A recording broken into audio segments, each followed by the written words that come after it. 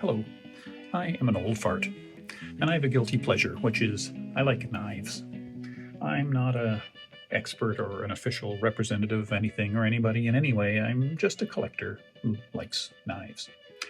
And you've been following me on a tour through my collection of small folding pocket knives. Today we're going to have a look at this one on this tour.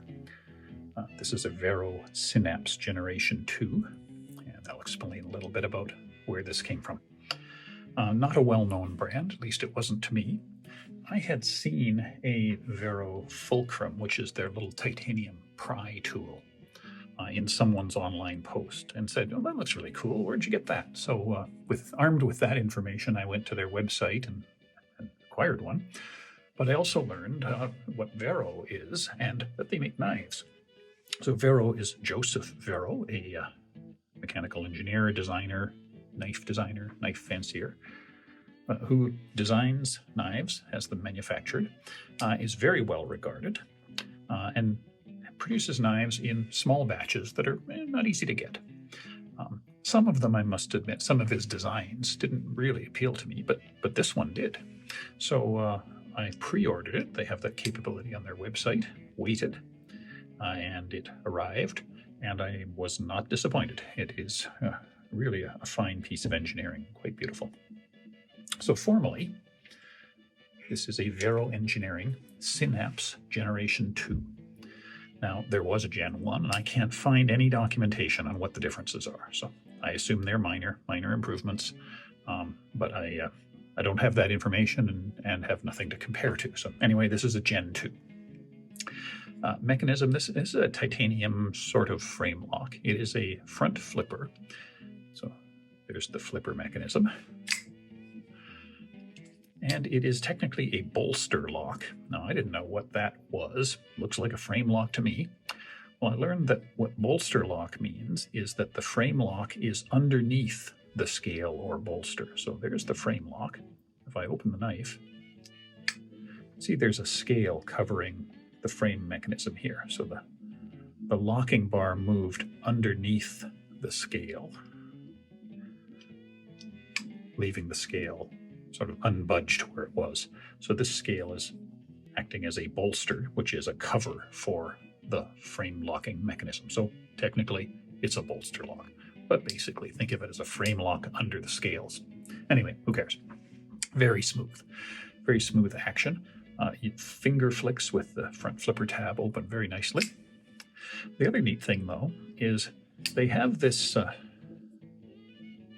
recessed rectangle on the one side of the blade, and with that you can open it more like a thumb stud as well by getting the index finger in there. So index finger in that hole, and you can open it slowly, or you can do a crokinole flip and open it fast. So you don't have to use the flipper tab, and in fact I tend to use the finger flip for reasons we'll get to. And it is very smooth operating, enough that as it's set, as it came from the box, it will drop shut very nicely. I'll just release the lock, and you can see the blade wants to fall shut. Now, I don't especially like that because my thumb is in there, and as you can see, the corner of the blade has contacted my thumb. So rather than having it fall closed on my thumb and cut me, what I tend to do is let it start dropping and then reposition my hands and close it manually. But it's very smooth, closes very easily. And despite being so smooth, when open, good solid lock. No noticeable blade play whatsoever. So let's talk about some size, because the size is a little unusual. Open, the total length is 186 millimeters, which happens to be exactly the length of this pocket calculator. And so using this international standard, it is 1.0 pocket calculators in length. Now, to translate that into less meaningful and less useful terms, let's compare it to a couple of other knives. It's an odd size. This is a big, medium-sized knife, or a small, big knife. What do I mean by that? Well, let's put some medium-sized knives in here. There's a mini griptilian, kind of my standard for the medium size. And as you can see, it's much larger than a mini griptilian. There's a small Sabenza. considerably larger than a small Savenza. So it's bigger than a mid-sized knife. So how about a large knife? Well, here's the large Savenza. And as you can see, it's quite a bit smaller than a large Savenza. So it's in between. The only other knife I have in my collection that is in that similar in-between range is this one. This is the Zero Tolerance 0450. And it's pretty much exactly the same size as that. So bigger than a mid-size, smaller than a full size. So an interesting in-betweeny sort of size. The weight is the same. It's 3.5 ounces or furlongs or whatever the hell that metric is, 99 grams. So heavier than the mini Griptilian, the small Savenza, small Inkosi, lighter than the large Savenza, large Inkosi. Happens to be about exactly the same as the Monterey Bay Mini Old Guard. But so, again, it's a large medium-sized knife and a heavy medium-sized knife. The blade is beautiful, M390 steel, which I like a lot. 3.2 inches, so more than 3 inches, if that matters to you. I think the blade is attractive. I like the shape. This interesting rectangle recess in one side makes a very nice opening mechanism. It is technically a drop point blade, but it's kind of extreme as a drop point. There's not much drop. There's a lot of uprise of the belly, so it's a large bellied drop point blade. A variety of finishes available when you order the knife. This is the hand-rubbed satin, and it is a full flat grind blade. So that's the blade. I like it a lot. The body is all titanium underneath, swappable scales, so easily changeable. These ones are the black micarta scales, and I like them on this knife. I think they suit the design well, and I like the way micarta changes with time, giving the knife a very personalized and comfortable feel. I think the clip is quite an attractive design. I like the V logo on the clip, and you can see the end of the clip here is kind of milled and styled into a bevel that meets the blade. Quite attractive.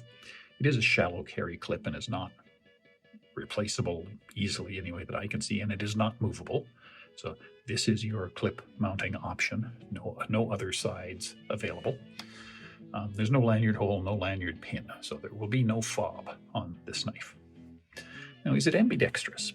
Well, maybe a little bit. I guess you could argue you could open it with your left hand with the flipper tab. Even I can do that. I'm pretty damn awkward with my left hand.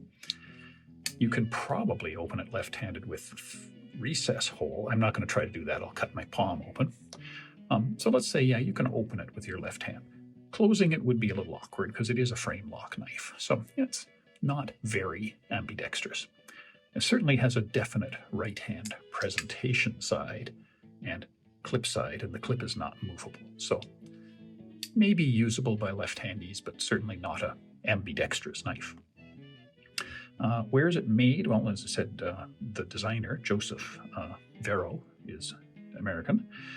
He has these manufactured for him by Best Tech in China. So high-end Chinese manufacturing, very nice quality product. So a few things about likes and dislikes with the knife. What do I like? Well, I do like the mechanism a lot. I like that there are two ways to open. Sometimes I'm in the mood and I front flip it. And that's a little abrupt and scary for people, and I prefer non-threatening knives. So I tend to use the side groove finger lock to open it more often, either slowly or quickly, depending on my mood. It is listed as a front flipper, so it's worth commenting that the flipping action is good. There's a good amount of detent there. It's not impossible to get it moving, but it does require some force, so it does build up a good pressure, and when it fires easily and reliably. A good solid lock. The general feeling of this knife is solid, functional. It has the three-dimensional shaping, but it's all angles. So you can see there, it's sort of bevels in multiple directions, not curves. Here, bevels. So it's angly lines. It kind of looks and feels industrial. So it says function, solid. I like that. I mentioned I like the micarta scales because what I like about micarta is very comfortable, good grip, feels nice to hold, and it patinas with use from the oil from your hands and the dirt in the environment and so on. It will change color and become quite individual. I like that. The titanium frame the same. It will snail trail over time and become kind of an individual record of what's happened with this knife. Great looking clip. So I like the blade. I like the M390 steel, and I like the general feeling of solid, functional utility, reliability that you get with this knife. Now, a couple of things I don't like. First, the clip looks like a deep carry clip if you look at it from this angle. It goes all the way to the end, but it isn't. If I turn it, you can see there's a thick shoulder there, so it is a shallow carry clip, despite looking like a deep carry clip. Next, when open, there is a hot spot. Because this is a bolster lock, this frame has moved out of the way, the scale hasn't, so there's a corner right there that is just under the edge of your finger when you're holding the knife for use. Right there. And that will become an irritant in long use. Not for casual quick cuts, but for long use, I think that would get on my nerves. In fact, I wonder if it isn't going to wear down as I rub against it and become a more rounded surface and what that'll look like. So I'm not a big fan of that corner that sticks out of the bolster lock there. The other thing about the bolster lock, and this is my only bolster lock knife, is when it's open, it creates a gap. You can see there's a gap between the lock bar and the scale. That gap goes away when you close the knife. Reappears when you open it. So are things going to grow in there? Is that going to be an area that collects dirt and grime and eventually becomes a problem? I don't know. Time will tell. Now, the good news is that I will be able to clean it if it becomes a problem. I'll just take this scale off. By the way, I don't know how to remove this end of the scale. There's obviously a screw somewhere. Imagine I have to take the knife apart from this side to get at whatever mechanism holds this on. But in any case, I will be able to take it apart and clean it if necessary. So I'm not too worried about that. But as I say, it is my only bolster lock, and I'm just wondering whether that's a shortcoming of the design. We'll see. Final thing I'll just mention on the blade shape. As I said, it's a drop point blade, but it's not very droppy, and it's got a really significant turn up. So it's a big curved belly there. And that's actually good for a lot of things, for starting a cut that requires a belly. But what it isn't good at is opening letters. Okay, now I know this is not a letter opener, but I'll tell you there are times when this is the knife that happens to be in my pocket, and that's just too much blade to force into the beginning of a letter envelope. So it's not actually a good letter opener. Now that's like saying, this 2,000-year-old Japanese sword from a master craftsman isn't a very good nail file. Okay, I get that. I know that's not what it's for, but who said we had to be reasonable? Final thing, the fact that it drops shut so beautifully is really nice. I mean, just a real testament to its beautiful engineering. But I don't like blades that are dropping shut towards my thumb. My thumb is there in harm's way. I don't like the blade falling towards it. So I usually start the closing mechanism like this, sort of not a full drop. And once it's moving, I get my parts out of the way and then close it the rest of the way. I have nicked myself a couple of times learning not to do a full drop shut.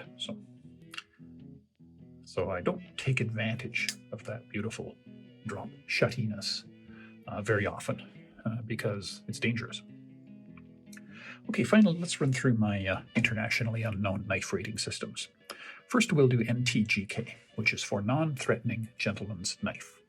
And I'll do non-threatening, then gentleman's. So for non-threatening, well, the good news is you can open this slowly. Okay. And you should. Okay. You should not flick a knife open in front of nervous people because they will go, switchblade. So you can open it slowly. That's a real mark in its favor. Using this rectangle, you can open it slowly. And you can open it two-handed in front of especially nervous people. So that's a real mark in its favor for being non-threatening. Just since I have it still out here. Just compare that to the 0450. There really isn't any way to open this slowly. The only way to open it is with the flip. And there isn't any way to open it two-handed. You can't grip the blade enough to get it moving. Now you can catch the blade and then open it, but that feels dangerous and stupid. So for non-threatening, great that I can open the blade slowly or even with two hands. The bad is on non-threatening that it's a bit chunky. Okay, it looks a little bit weapony and not letter opener E. I'd give it an A for non-threatening, not an A+. As a gentleman's knife, the good is the cachet, the mystique of being a custom, boutique, hard-to-get thing. So that alone is worth something. You know, it's made in small lots. It's serial numbered, so part number on the end there. And I think the micarta is very classy in a clean and pressed blue jeans sort of way. On the bad side, it's thick.